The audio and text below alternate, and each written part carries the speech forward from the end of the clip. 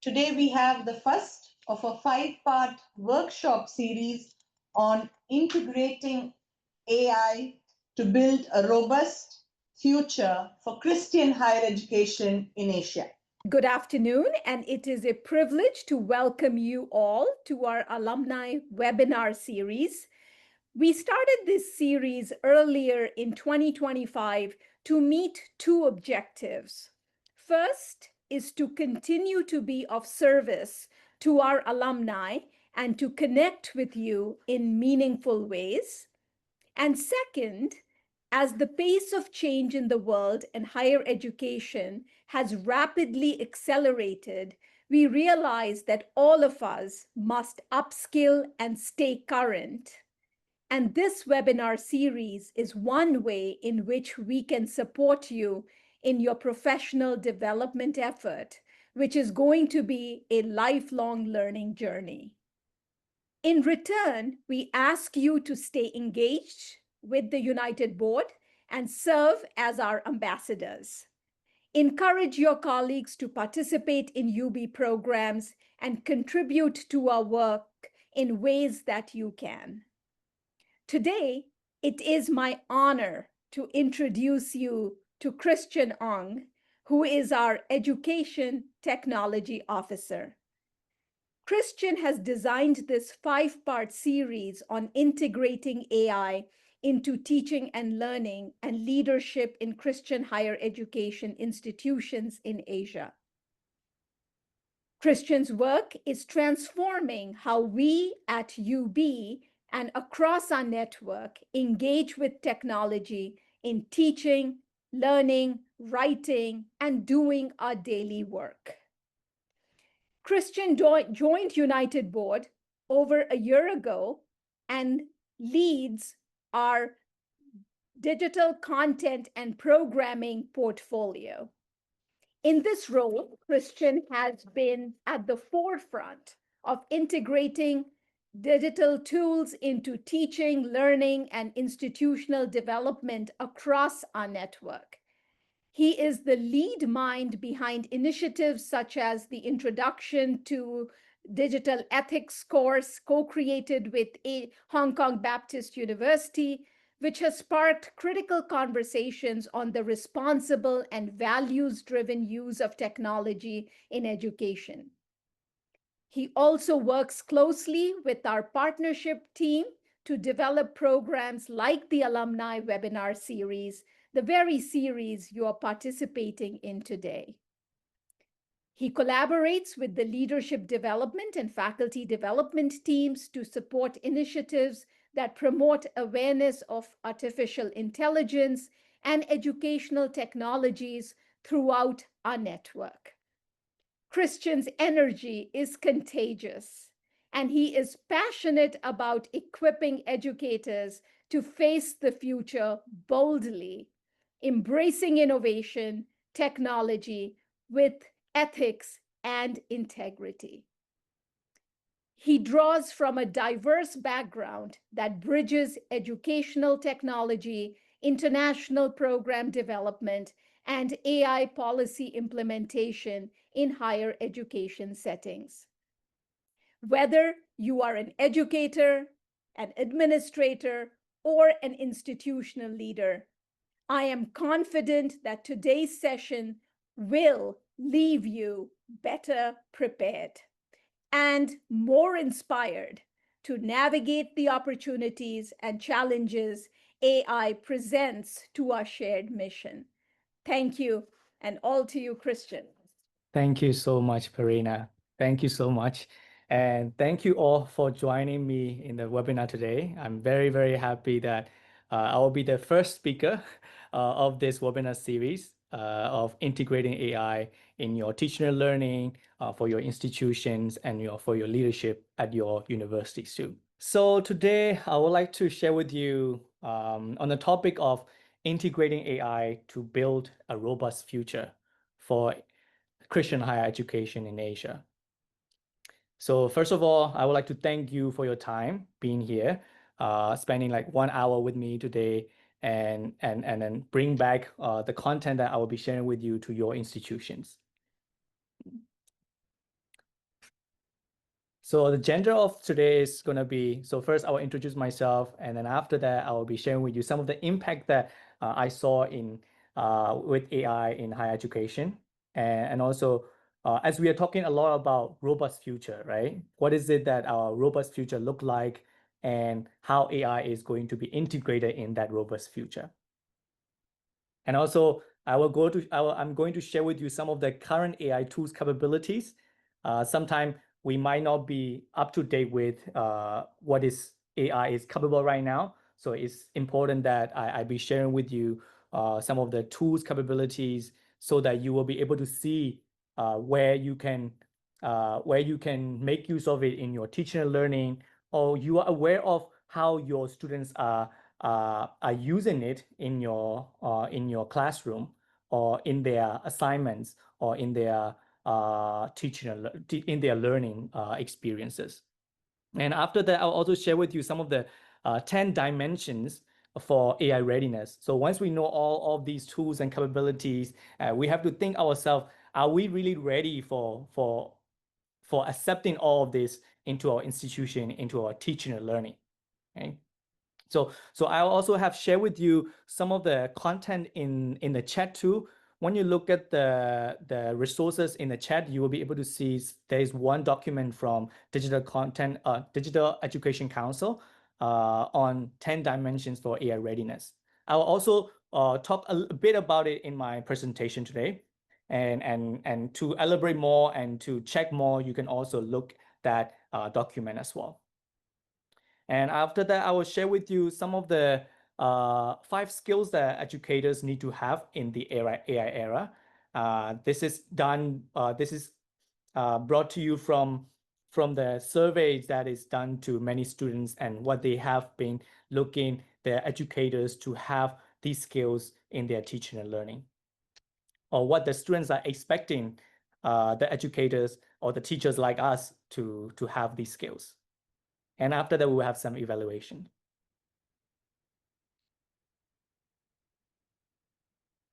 Okay, so my name is Christian Aung. I'm originally from Myanmar. And I just joined United Board a year ago, and I'm taking in charge of digital content and programming. I work with different departments to make sure that the educators, administrators, and leaders of the institutions are integrating AI, or being aware of the impact of AI in their institutions and in their teaching and learning. And just recently, I just spearheaded this introduction to digital ethics course with the Hong Kong Baptist University. We had over around 500 applicants for this, and we have divided into different cohorts. So the first cohort, we have around 100 participants, and out of that, we have 48 graduated from this course from 11 countries, and they see the importance of ethics in these digital eras. So, and we also have the second cohort just finished last 2 months, and we have around 47 graduates. So, and then just for a good news, we are going to have the third cohort for this course. This is a certificate course that is you can join online, and you can learn on your pace, and it will be launched again in August. So I hope you look forward to this introduction to digital ethics course by the Hong Kong Baptist University in collaboration with United Board as well.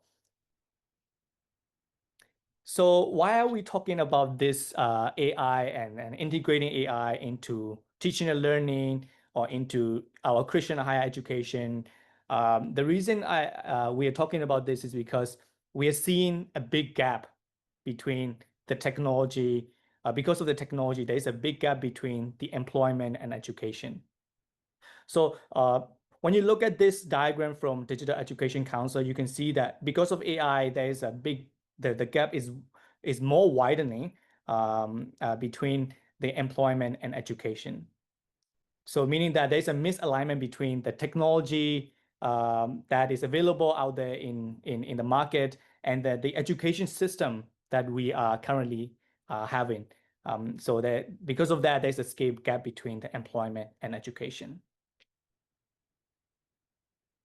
just to stress on this part and just give you the evidence of this, you might have already seen this report from World Economic Forum on the future of jobs. In this report, you can see just a glimpse of it is you can see what are the jobs or what are the positions that are going to open more and will be growing more.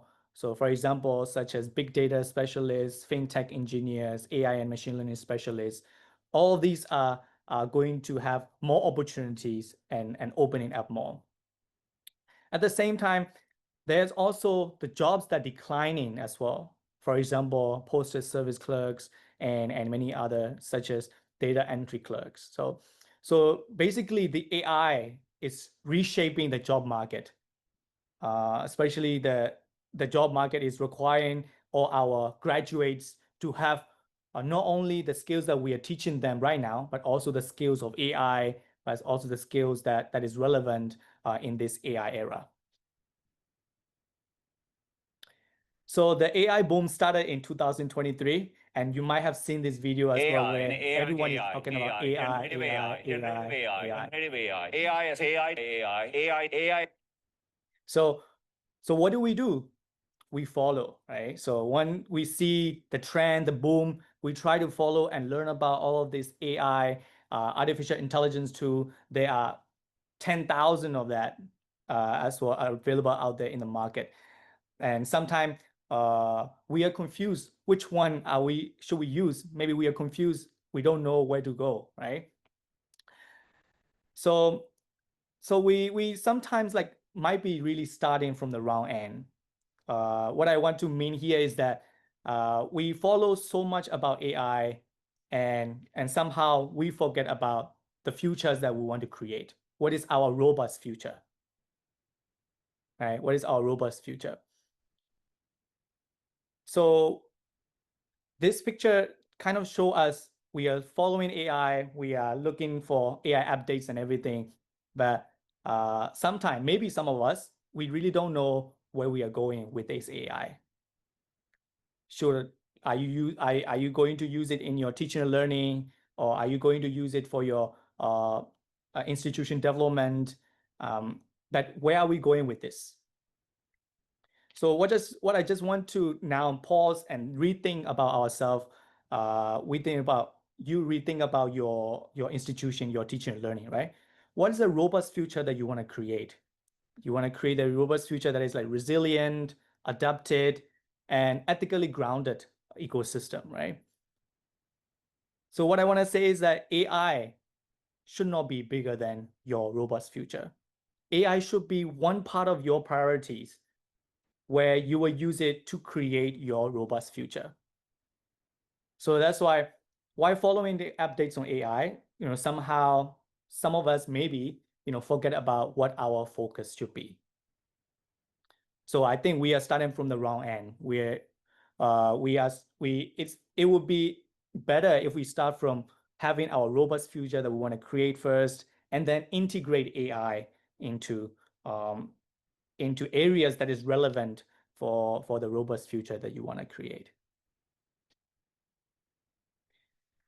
Just to share with you some information. Basically, as maybe some of you guys already know, the business sector is leading in AI. For example, OpenAI, Google, Microsoft, all of this, they are leading in AI. And all of them start to invest a lot in this technology, meaning that they are not going to stop. Maybe some of us think that AI will be gone away one day. But so far, we don't see that going away at all. We see it's increasing more and more. We see that they are going to agentic AI, where AI can think of themselves and then make decisions and everything. So many of our business sectors, they are already starting to invest a lot in this and then make use of this, right? So what is the implication for our Christian higher education? So when a business sector is going, and what are we doing, right? So some of the implications that I see for higher education, in our traditional role, we were more of like AI research leaders. Maybe now our new role, some of your university, your new role may be AI application leaders, meaning applying AI for education and social good. Right? So having partnership with the industries, and our focus will be shifted to ethical AI leadership and application. Because the business sector is going full force into this AI, but with our education, university sector, higher education, we need to focus a lot more on creating AI that is responsible, ethical, making the society aware of this, and that's where we have to stand. So right now, I just want to share with you some of the AI tools, their capabilities right now. They have been evolving a lot since generating text, images, now to automations, creating websites by its own, many capabilities available right now. So when I'm talking about these capabilities, I also want you to think about how are you going to implement that in your teacher learning? How do you see your students making use of these tools? Sometimes they might misuse it. How are you going to prevent it? Or sometimes it might be really helpful for their learning too. So how are you as a teacher, as an institution, going to support their learning experiences? So I'm just going to give you 7 tools capabilities, and then each tools I will share with you some of the tools that is available out there and how it looks.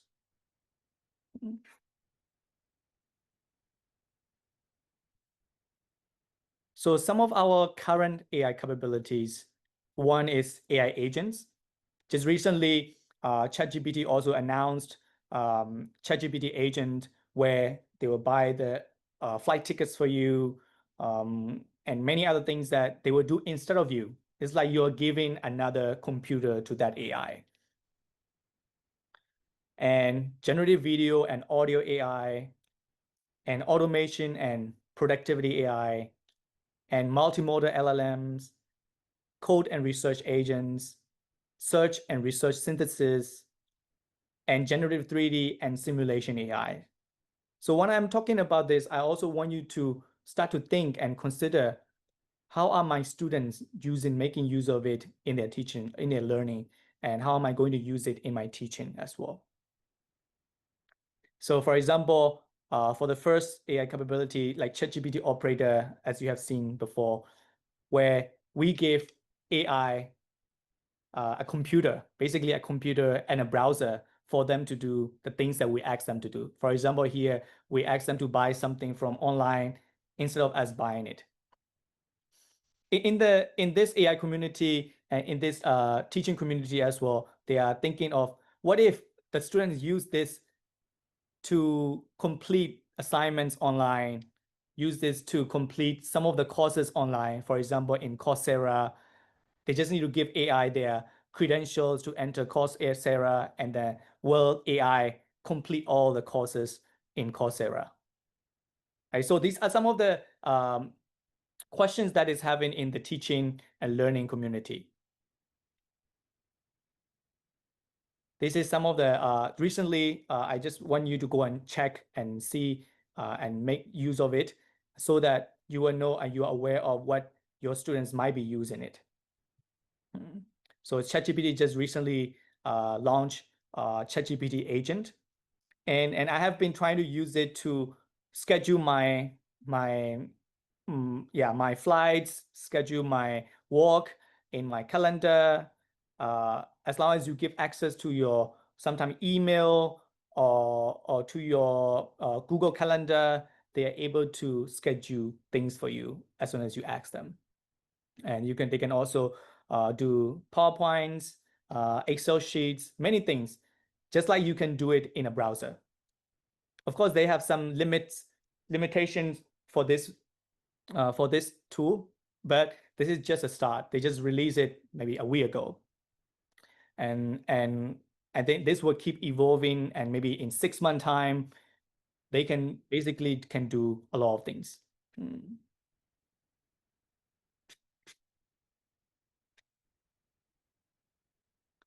So I think after the session, we will also be sharing with you the recording and also share with you the slides that I have been presenting here. So you can go back and look which tools that I was talking about, which tools that you might want to test it out. You can also see that in the presentation again.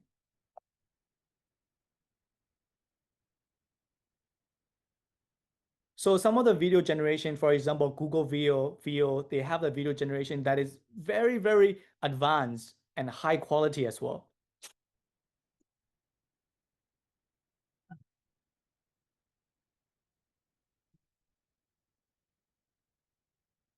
So as you can see, this is a really high quality video that AI can generate.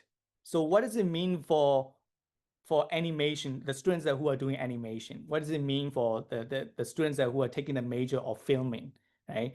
So if you were the teacher of that, how are you going to redesign all of these learning experiences, all these assessment, and as when the students have access to these? According to this old sea chart, the lost island isn't myth. We must prepare an expedition immediately.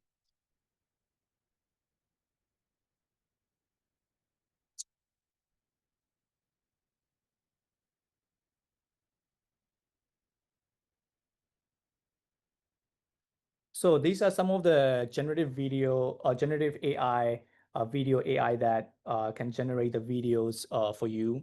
And this is the level that is right now. Before it's not like this. In 1 year time, they have already evolved it into this extent. Imagine how it would look like in maybe 6 months time and a year more. How are these AI going to evolve, right? And what does it mean for the teachers like us, teacher like you, or the university leader like you? And in the automation and productivity tool that I have noticed, for example, like Motion AI, where they will send an email for you. You just have to tell them what to do in a week, and they will send emails for you, auto respond those emails, and schedule those academic activities. And also joining when you are having a session like this, they take note for you and create action items for you. So these things, it is now available out there. And some of the code and research agents, for example, this cursor AI that is just released, and they can help you code. So for the students like computer science students, data science students, programming students, what does it mean for them? Are they going to use it in your classroom or not? Are you going to allow them to use it in your classroom? If some of you have already thought of it, you can share with us because there's a community. And what I also want to stress here is that want to share here is that this thing we cannot do alone. We need a community to learn from each other. That's why United Board is here to create this alumni network where you can learn from one another, having these kind of webinars so that you can learn something and then implement it in your own institution. So that's why I really want you to take advantage of the community that we have, the United Board that you have. So connect with us, connect to the community that we have, and share all the experiences of the best practices. I can just share with you these, and then you can make use of it or implement it in your own institutions. And the research synthesis, some of you may be aware of this, of Notebook LM, where you can put all the research materials in there and you can ask questions, you can ask it to write, and it will give you where they got this information from. And so what does it mean for teaching and learning? And what does it mean for our own institution?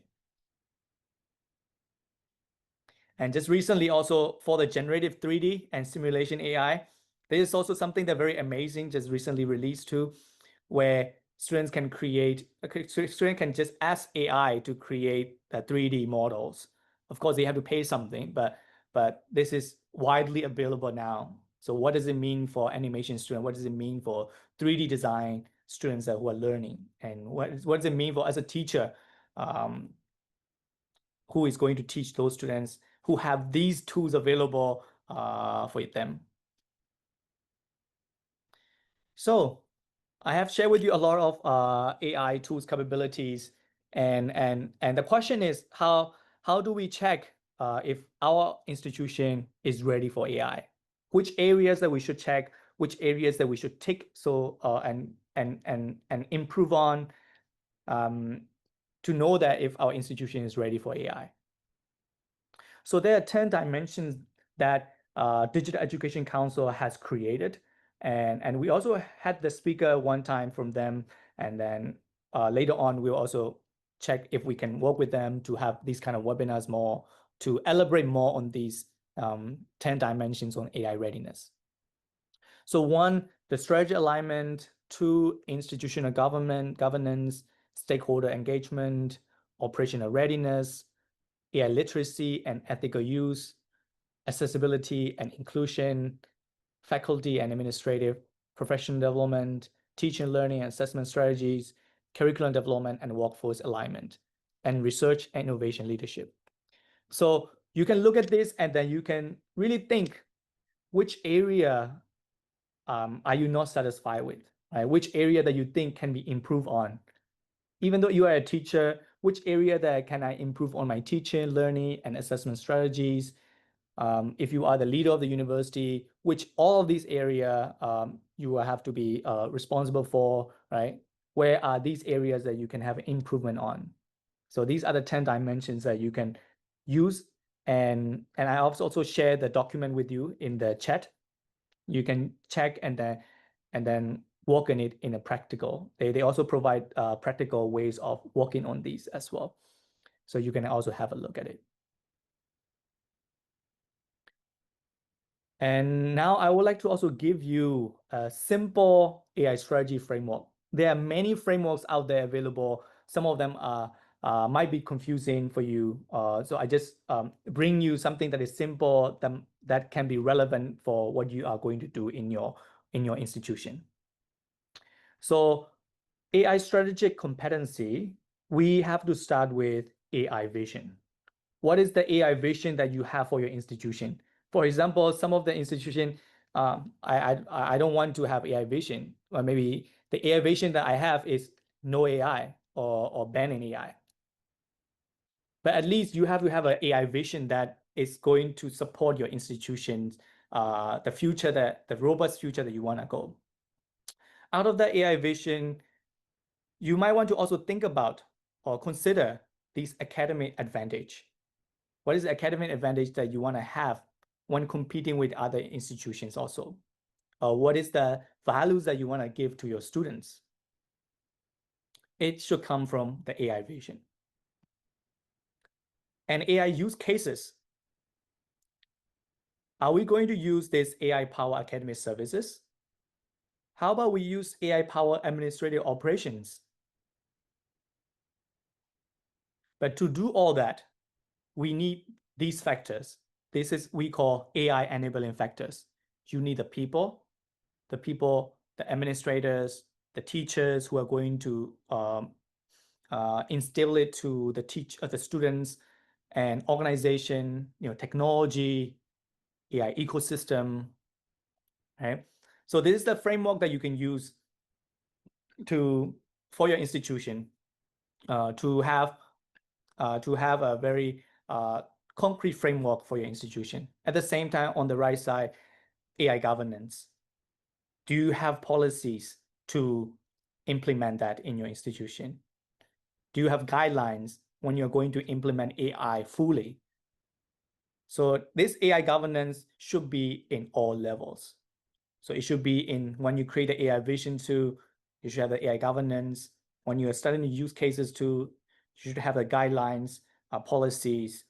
And also when you are talking to the people, working with organization, implementing or integrating technology, what are the policies and what are the ethical guidelines that you put it in place in your institutions? And when I look at EduCourse, this is the way I got from is from EduCourse. They have been talking a lot about AI literacy, digital technology for the teachers and for the institution. So there are 4 aspects here. One is technical. Do you understand the fundamental of how AI works? Right. So if you don't understand yet which are the tools that you are not familiar with, right? So you can work on there.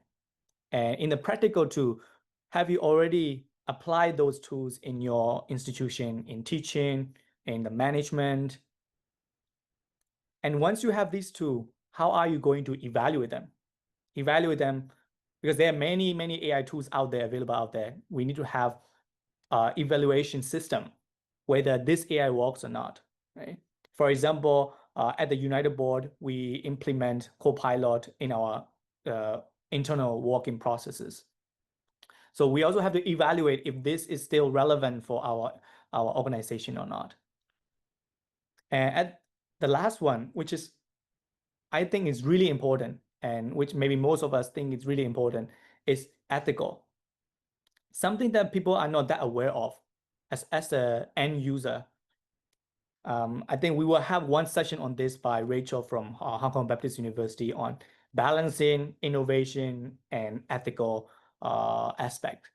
And as a university, we need to be really ethical and having strategies to protect the students being biased or misusing, or even our staff misusing or misapplication of these powerful models. So these are the 4 aspects that you might want to consider when you start creating AI strategies and start working on these AI strategies in your institution and in your teaching and learning. So as we are from Christian higher education, right? We have this distinctive identity, and something that most of the corporations, something that most of the corporations really focus on capability and profit. But we, as a Christian institution, we focus a lot on ensuring that these AI serves human flourishing and reflects Christian value. And at the same time, we are striving to become the ethical leadership in this AI space. And then it is needed more than ever right now with this AI. And then human-centered designs that we will be encouraging a lot. And then our focus will be on the social impact as well. So there are some of the values that Christian higher education has, is we focus a lot on value-based approach and holistic education, community focus, and cross-cultural bridge, and long-term perspective, not just in short-term, making use of AI just for a short-term purposes, but we think long-term. How is this AI going to evolve? And then we, as a Christian institution, have to evolve along with that so that we can give out these Christian values in our teaching and learning and all the activities that we do at our institution. And then mission-driven innovation. Not just any innovation, but it is coming from the mission that we have as a Christian institution. So what is our role as university teachers in the age of AI? So what is our role, right? So I will give you some of the possible roles that you can play. You can consider that, and then you can try and implement that. Or if you already are, and that's great, and then you can also share these best practices with our colleagues here. So our roles as university teachers in the age of AI. So one possible role is that we are the designer of learning experiences. So we will guide those like meaningful learning experiences beyond these AI generated content. Right? So this is one possible role that you can play. Like you become the designer of the learning experience. How am I going to design the learning experience for my class, right? For the students to have these learning experiences beyond these AI generated content. And another role that you can consider to play is becoming a coach in critical thinking and ethics. With AI now, it's really maybe the most necessary to have this critical thinking, whether to differentiate the output that AI is giving is right or relevant or not, right? So the students must have these critical thinking and be aware of the ethics. So as a teacher, we need to teach students how to question, evaluate, and responsibly use AI. Another role that we can play is becoming the human skills facilitator. So meaning that teaching students to be human. So teaching students to be caring, empathize with other people, empathize with their team members, and also, yeah, working together and caring, right? So as a teacher now, it's more important to become the facilitator to teach them human skills or being human. And another possible role that you can become is you can consider to become is becoming the innovator in assessment. Maybe we may have to redesign the way we think about assessments, the projects that we are going to ask students to do, and so that they emphasize on creativity and also critical thinking, and instead of just relying a lot on AI generated responses. And another role that you can play is AI literacy role model and lifelong learner. Once the students see the teacher, that the teacher is keep learning, keeping up with AI, keeping up with the new education technologies, the students will also be inspired and have a trust that the teacher knows what the teacher is teaching, right? What he or she is teaching. So you will be demonstrating AI tools and telling them about these AI tools might be relevant for this area, might not be relevant for this area, and really guiding students like intentionally, and also inform them how you can use it, what are the misuse of it, what are the benefits of it, what are the things that might not be relevant for teaching and learning, right? And you can also become a role that you can also play a role to connect subjects to real life. So help the students see how they learn with AI really connects with the real life and other subjects.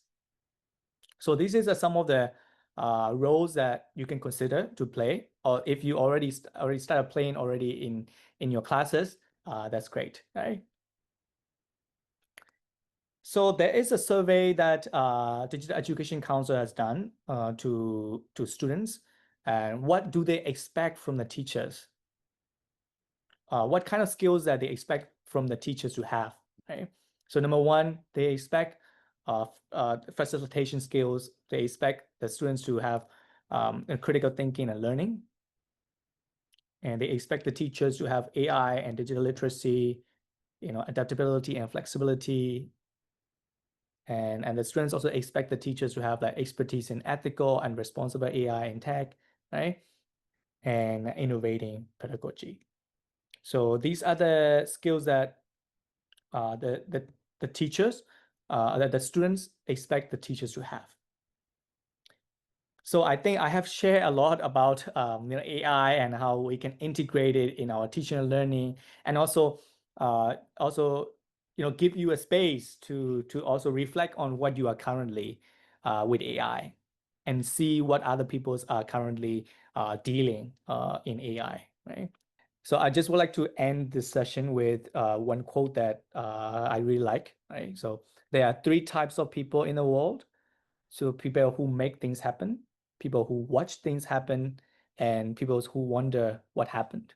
So we really don't want to be in the last person, right? Like people who wonder what happened. So we just have to keep ourselves updated with this AI, because our students are using it. If we don't know about it, how do we face them in the classroom? How do we ensure that we are teaching them properly about using AI, right? So I really want to encourage you, and as a UB, as a as a leader of this digital content and programming, we really want to support you in updating yourself, or training yourself, we will be happy to share with you all of this.